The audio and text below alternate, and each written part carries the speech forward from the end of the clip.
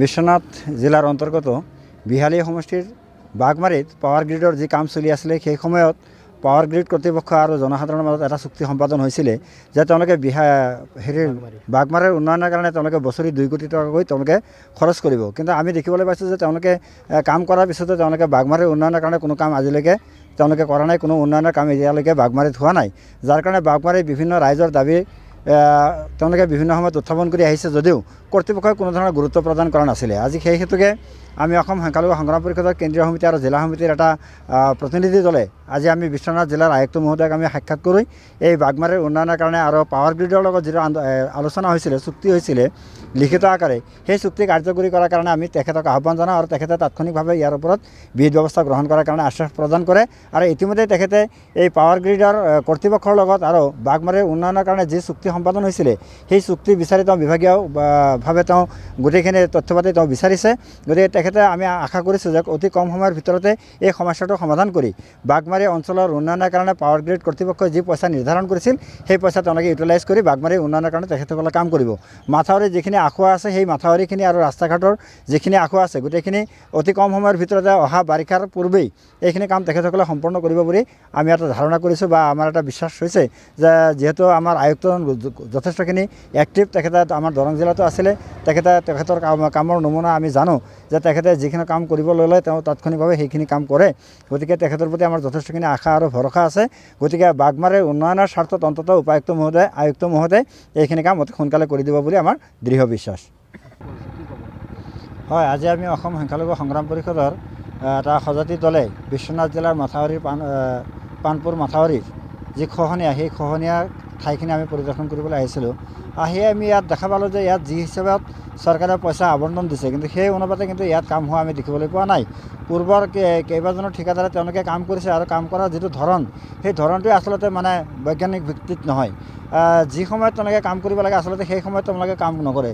ঠিকাদাৰবিলাকে তেওঁলোকে কাম আবণ্টন পায়, তেওঁলোকে ৰখি থাকে যে বাৰিষা কেতিয়া আহিব। ঠিক বাৰিষাৰ আগে আগে তেওঁলোকে কামবিলাক আৰম্ভ কৰে, হয়তোবা কিছু কাম কৰাৰ পিছতেই সেই বাৰিষাই সেইখিনি কাম উটুৱাই লৈ যোৱাৰ পিছত তেওঁলোকে সেই কামখিনি তেওঁলোকে ডেমেজ দেখুৱাই দিয়ে আৰু বিভাগীয় কৰ্তৃপক্ষৰ পৰা তেওঁলোকে ধন আদায় কৰে। এইটো এটা পৰম্পৰা ইয়াত চলি আছে, যাৰ কাৰণেই ইয়াৰ যিখিনি ৰাইজৰ যিটো দুৰ্ভোগ সেই দুৰ্ভোগটো আজিলৈকে শেষ হোৱা নাই। গতিকে বিভাগীয় মন্ত্ৰী তথা মাননীয় মুখ্যমন্ত্ৰী ডাঙৰীয়াক আমি আহ্বান জনাইছোঁ যে মুখ্যমন্ত্ৰী ডাঙৰীয়া যদি এবাৰ নিজে এই পানপুৰ মাথাউৰি এই বৃহত্তৰ এলেকা যদি তেখেতে পৰিদৰ্শন কৰি অন্ততঃ বিভাগীয় কৰ্তৃপক্ষক লগত ৰাখি যদি তেওঁ এটা নিৰ্দেশনা দিয়ে গতিকে এই কামখিনি সম্পূৰ্ণ হ'ব বা এই অঞ্চলৰ যিখিনি জনসাধাৰণ আছে যিখিনি বসতি আছে সেই বসতিখিনি ৰক্ষা কৰাত এটা সম্ভৱ হ'ব। কিন্তু অন্যথাই ইয়াত যি দেখা গৈছে এই ধৰণৰ যদি কাম কাজবিলাক চলি থাকে যে বাৰিষা অহালৈকে তেওঁলোকে ৰৈ থাকি বাৰিষাৰ সময়ত তেওঁলোকে কিছু কাম কৰিব আৰু তাৰ পিছেই গোটেই মানে খহনীয়াই এইখিনি লৈ যাব, তেনেকুৱাকৈ যদি চলি থাকে তেনেহ'লে এই অঞ্চলৰ ৰাইজক বা এই ঘৰ বাৰী মাটি ভিটি ৰক্ষা কৰাটো কোনোবাই সম্ভৱ নহয়। গতিকে বৃহত্তৰ অঞ্চলৰ এইটো এটা ডাঙৰ সমস্যা গৰাখহনীয়া। গতিকে অসম চৰকাৰে যদি এই গৰাখহনীয়া প্ৰতিৰোধ কৰিব নোৱাৰে তাৰ জৰিয়তে আচলতে যিমানখিনি আচলতে তোমাৰ বিদেশী সমস্যা বা সংখ্যালঘু মানুহসকলক যি ধৰণে বিদেশী টাৰ্গেট কৰা হয় যে তেওঁলোকে চৰাঞ্চলত বসবাস কৰে আৰু গৰাখহনীয়াত পৰি তেওঁলোকে এঠাইৰ পৰা আন ঠাইলৈ তেওঁলোকে প্ৰত্যাৱৰ্তন কৰে আৰু সেই নতুন ঠাইত যোৱাৰ লগে লগে তেওঁলোকক আচলতে বিদেশী বা অন্য ঠাইৰ পৰা বা অন্য দেশৰ পৰা অহা বুলি তেওঁলোকক কোৱা হয়। গতিকে এইটো এটা ডাঙৰ সমস্যা হৈ আছে। গতিকে মাননীয় মুখ্যমন্ত্ৰী ডাঙৰীয়াক আমি অসম সংখ্যালঘু সংগ্ৰাম পৰিষদৰ তৰফৰ পৰা আহ্বান জনাইছোঁ তেখেতে যাতে বিশ্বনাথ জিলাৰ এই পানপুৰ মাথাউৰিটো পৰিদৰ্শন কৰি ইয়াত যিখিনি মানুহ বসবাস কৰে তেওঁলোকৰ জীৱন আৰু সম্পত্তি নিৰাপত্তাৰ কাৰণে মাথাউৰিটো কাম সম্পূৰ্ণ কৰাৰ কাৰণে যাতে বিভাগীয়ভাৱে নিৰ্দেশ দিয়ে আৰু যিখিনি পুঁজি আবণ্টন দিছে মই দেখা পালোঁ ইয়াত যথেষ্ট পুঁজি আবণ্টন দিছে। ইতিমধ্যে 25 কোটি টকীয়া এটা কাম ইয়াত চলি আছে, কিন্তু কাম যি ধৰণে চলিব লাগিছিল বা যি ধৰণে ক্ষিপ্ৰতাৰে কামখিনি হ'ব লাগিছিল সিমানখিনি ক্ষিপ্ৰতাৰে বা বলিষ্ঠভাৱে কামখিনি হোৱা নাই। ইয়াত তেওঁলোকে কেইজনমান লেবাৰ লগাই মানে সাধাৰণতে মানে ক'ৰবাত এটা নলা নৰ্মদা মানে পুতি যোৱাৰ নিচিনাকৈ তেওঁলোকে কামখিনি কৰি গৈছে। গতিকে তেনেকৈ যদি কাম কৰে বাৰিষাৰ আগত এই কামখিনি কেতিয়াও হৈ নুঠে। গতিকে এই যে 25 কোটি টকীয়া চৰকাৰে আবণ্টন দিলে সেই 25 কোটি টকা পানীত পৰাৰ বাহিৰে আৰু বাকী কোনো ধৰণৰ কাম নহ'ব। গতিকে মুখ্যমন্ত্ৰী ডাঙৰীয়াক আমি এটাই আহ্বান জনাইছোঁ এই মানুহখিনি আপোনাৰে মানুহ, গতিকে অসমৰ বাসিন্দা, গতিকে এইখিনি অসমৰ ভোটাৰ, এইখিনি মানুহৰ জীৱন আৰু সম্পত্তি ৰক্ষা কৰাৰ দায়িত্ব মুখ্যমন্ত্ৰী হিচাপে আপোনাৰ।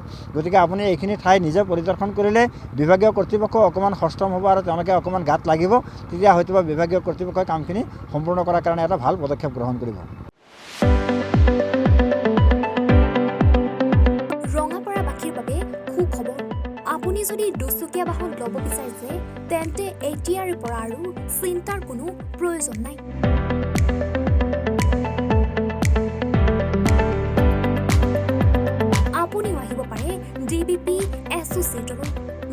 Two wheeler dealer.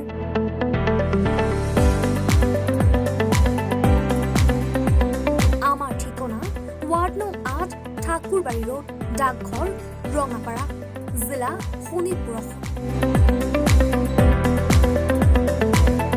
আমাৰ যোগাযোগৰ নম্বৰ 9435707133 9707967285285।